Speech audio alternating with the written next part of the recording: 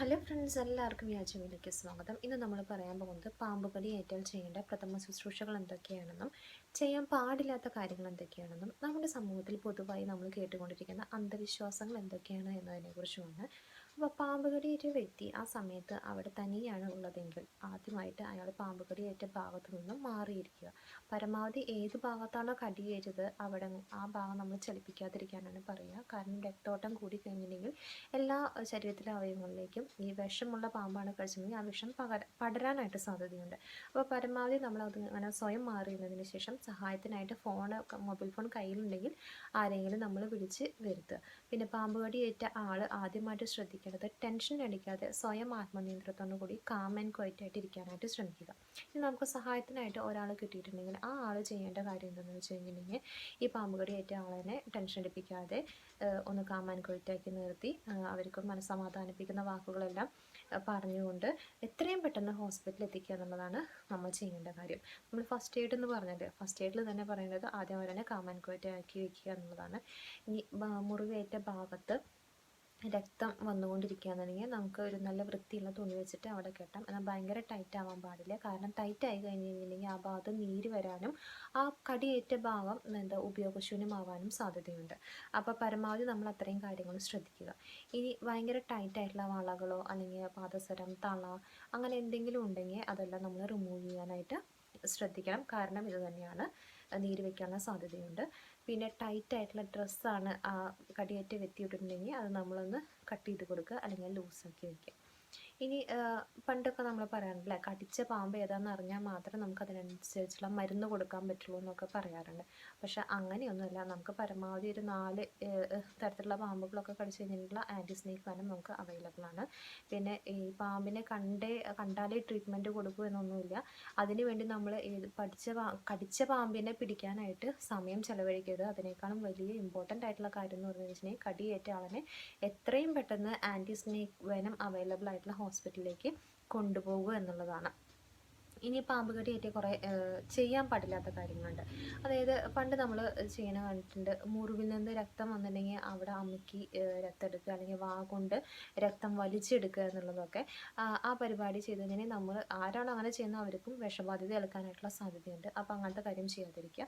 പിന്നെ മുറിവിന് മുകളിലായിട്ട് തുണി ടൈറ്റായി കെട്ടുന്ന ഒരു പതിവുണ്ടായിരുന്നു. അതും ഒരു ചെയ്യാൻ പാടില്ലാത്ത കാരണം. അങ്ങനെ കെട്ടിക്കഴിഞ്ഞ് കഴിഞ്ഞിട്ടുണ്ടെങ്കിൽ അങ്ങോട്ടുള്ള ബ്ലഡ് സപ്ലൈ കുറയുകയും അതോടൊപ്പം തന്നെ ആ ഭാഗം നമുക്ക് ഉപയോഗശൂന്യമായി മാറുകയും ചെയ്യും. അപ്പോൾ ടൈറ്റായിട്ട് നമ്മൾ കെട്ടാൻ പാടില്ല. പിന്നെ ഐസ് വെക്കുക. പിന്നെ ഈ മുറിവുണ്ടായ സ്ഥലത്ത് തന്നെ ഒന്നും കൂടി നമ്മൾ മുറിവുണ്ടാക്കി ആ രക്തം പോകാനായിട്ട് ഒഴുക്കി കളയാന്നുള്ള രീതിയൊക്കെ ചെയ്തിരുന്നു.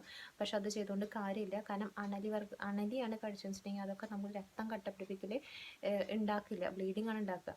അപ്പോൾ അങ്ങനെ നമ്മൾ ഒന്നും കൂടി അവിടെ മുറിവുണ്ടാക്കുകയെന്ന് വെച്ചിട്ടുണ്ടെങ്കിൽ നന്നായി രക്തം പോയിക്കൊണ്ടിരിക്കുകയും പിന്നെ അത് ഭയങ്കരമായിട്ടുള്ള ഷോക്കിലേക്ക് വരികയും പേഷ്യൻ്റ് മരണപ്പെടാനിടയാകാനും സാധ്യതയുണ്ട്. അപ്പോൾ അങ്ങനത്തെ കാര്യങ്ങൾ ചെയ്യരുത്.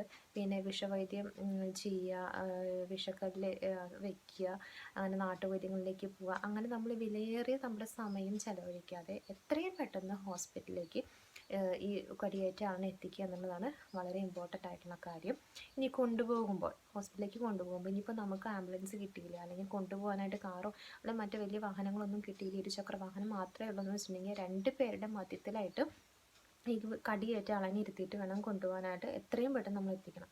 പിന്നെ നേരത്തെ പറഞ്ഞ പോലെ കടിയേറ്റ ഭാഗം അല്ലെങ്കിൽ ആ വ്യക്തിയെ നമ്മൾ പരമാവധി ചലിപ്പിക്കാതെ നോക്കുക. എന്നിട്ട് ഇനിയിപ്പോൾ അഥവാ നമുക്ക് കിടത്തിക്കൊണ്ട് പോവുകയാണ് ചെയ്യുന്നത് വെച്ചിട്ടുണ്ടെങ്കിൽ പരമാവധി മലർത്തി കിടത്താണ്ട് ചെരിച്ച് കിടത്തുക. കാരണം വിഷമിട്ടിട്ടുള്ള ആൾക്കാരാണെങ്കിൽ അവർ ചിലപ്പോൾ ഛർദ്ദിക്കാനുള്ള സാധ്യതയുണ്ട്. അപ്പോൾ അങ്ങനെ ഛർദ്ദിക്കുന്ന സമയത്ത് നമ്മുടെ ആമാശയത്തിലുള്ള ഭക്ഷണ വസ്തുക്കളും അല്ലെങ്കിൽ എന്തെങ്കിലും കണ്ടൻസുകളൊക്കെ പുറത്തേക്ക് വരുന്നത് ചിലപ്പോൾ ശ്വസനനാളത്തിലൂടെ നമ്മുടെ ശ്വാസകോശത്തിലേക്ക് എത്തും. അങ്ങനെ എത്തുകയാണെങ്കിൽ ബ്രീത്തിങ് ഡിഫിക്കൽറ്റി ഉണ്ടാവും. വളരെയധികം ബുദ്ധിമുട്ടുകൾ പേഷ്യൻറ്റിന് എത്തും. ഹോസ്പിറ്റലിൽ എത്തുമ്പോഴേക്കും വയ്യാണ്ടാവും. പിന്നെ നമ്മൾ ശ്രദ്ധിക്കേണ്ട കാര്യം, ചില പാമ്പുകൾ കടിച്ചു കഴിഞ്ഞാൽ നാഡീവ്യൂഹത്തിനെ ബാധിക്കാറുണ്ട്. അങ്ങനെ വരുമ്പോൾ ചിലപ്പോൾ നമുക്ക് തൊണ്ടയ്ക്ക് അല്ലെങ്കിൽ നാവിനൊക്കെ ചലനശേഷി നഷ്ടപ്പെടും. അങ്ങനെയാകുമ്പോൾ നാവ് അടഞ്ഞിട്ട് ഇതേപോലെ റെസ്പിറേറ്ററി പ്രോബ്ലംസ് ഉണ്ടാവുകയും ബ്രീത്തിങ് ഡിഫിക്കൽറ്റി ഉണ്ടാവാനുള്ള സാധ്യതകളുണ്ട്. അപ്പോൾ നമ്മൾ ഹോസ്പിറ്റലിലേക്ക് കൊണ്ടുപോകുന്നതും പരമാവധി നമ്മൾ ശ്രദ്ധിക്കണം. ആളെ ടെൻഷൻ എടുപ്പിക്കാതെ വളരെ കാം ആൻഡ് ക്വയറ്റ് ആയിട്ട് അവർക്ക് ആത്മധൈര്യം കൊടുത്തുകൊണ്ട് വേണം നമ്മൾ പേഷ്യൻറ്റിനെ ഹോസ്പിറ്റലിലേക്ക് എത്തിക്കാനായിട്ട്. പിന്നെ ഈ ത്രൂ ഔട്ട് നമ്മൾ പോയിക്കൊണ്ടിരിക്കുന്ന സമയത്ത് ഈ രോഗിക്ക് അനുഭവപ്പെടുന്ന ലക്ഷണങ്ങൾ എല്ലാം നമ്മൾ മനസ്സിലാക്കണം. കാരണം ഈ ലക്ഷണങ്ങൾ ഡോക്ടറോട് പറഞ്ഞതിന് ശേഷം ആ ലക്ഷണങ്ങൾക്കനുസരിച്ചിട്ടായിരിക്കും ട്രീറ്റ്മെൻറ്റ് കൊടുക്കുക. ആൻറ്റി സ്നേക്ക് വെനാണ് നമ്മൾ പരമാവധി എല്ലാ ഹോസ്പിറ്റലിലും കൊടുക്കാറുള്ളത്. അതിലൂടെ തന്നെ നമുക്ക് പേഷ്യൻറ്റിനെ രക്ഷപ്പെടുത്താനായിട്ട് സാധിക്കും. ഇനി പാമ്പിനെ കണ്ടു കഴിഞ്ഞാലാണ് ട്രീറ്റ്മെൻറ്റ് എടുക്കാൻ പറ്റുള്ളൂ എന്ന് പറഞ്ഞ് പാമ്പിനെ തല്ലിക്കൊല്ലാനും അല്ലെങ്കിൽ പാമ്പിനെ ജീവനോടെ പിടിച്ചു കൊണ്ടുപോകാനായിട്ട് ശ്രമിക്കാതിരിക്കുക. കാരണം എപ്പോഴും ചിലപ്പോൾ കടിയേറ്റ് പാമ്പിനെ ആയിരിക്കില്ല പിടിച്ചുകൊണ്ട് പോവുക. അല്ലെങ്കിൽ പിന്നെ അത്രയും അത്യാവശ്യം എന്നുണ്ടെങ്കിൽ പെട്ടെന്ന് എന്തെങ്കിലും ഒരു ഫോട്ടോ എടുക്കുക, പാമ്പിൻ്റെ ഫോട്ടോ എടുത്ത് വയ്ക്കുക, എന്തെങ്കിലും ചെയ്യുക. ഇനി നമ്മൾ വേറൊരു ആചാരം അല്ലെങ്കിൽ മിസ്കൺസെപ്ഷൻ നിലനിൽക്കുന്നുണ്ടായിരുന്നു. പാമ്പ് കടി ഏറ്റ് കഴിഞ്ഞാൽ കടിച്ച പാമ്പിനെ കൊണ്ട് തന്നെ വിഷം ഇറക്കിപ്പിക്കണം എന്നൊക്കെ ഉള്ളത്. അത് നമ്മളങ്ങനെ ചെയ്യുകയാണെങ്കിൽ പിന്നെയും വിഷം ഉള്ളിലേക്ക് കൊടുക്കുകയാണ്. അപ്പോൾ അങ്ങനത്തെ കാര്യങ്ങളൊന്നും ചെയ്യേണ്ട ആവശ്യമില്ല. പിന്നെ ഈ പറഞ്ഞ പോലെ മുറിവുണ്ടാക്കിയിട്ട് രക്തം കളയുക അല്ലെങ്കിൽ രക്തം വലിച്ചെടുത്ത് കളയുക, അങ്ങനത്തെ കാര്യങ്ങളൊന്നും ചെയ്യണമെങ്കിൽ നമുക്ക് വിഷം എടുക്കാനുള്ള സാധ്യതയുണ്ട്. പിന്നെ നമ്മൾ ഈ വിഷം കടിയേറ്റ വ്യക്തിയെ നമ്മൾ രക്ഷിക്കാൻ ശ്രമിക്കുന്നതിനിടയിൽ കൂടെയുള്ള ആൾക്കാർക്കും പാമ്പിൻ്റെ കടിയേൽക്കാതെ ശ്രദ്ധിക്കണം. എത്രയും പെട്ടെന്ന് ഹോസ്പിറ്റലിലേക്ക് കൊണ്ടുപോയി ട്രീറ്റ്മെൻറ്റ് കൊടുക്കുക എന്നുള്ളതാണ് ഇമ്പോർട്ടൻ്റ് ആയിട്ടുള്ള കാര്യം. ലക്ഷണങ്ങൾ നമ്മൾ പരമാവധി വളരെ വ്യക്തമായിട്ട് തന്നെ ഡോക്ടറോട് പറഞ്ഞ് മനസ്സിലാക്കി കൊടുക്കുക.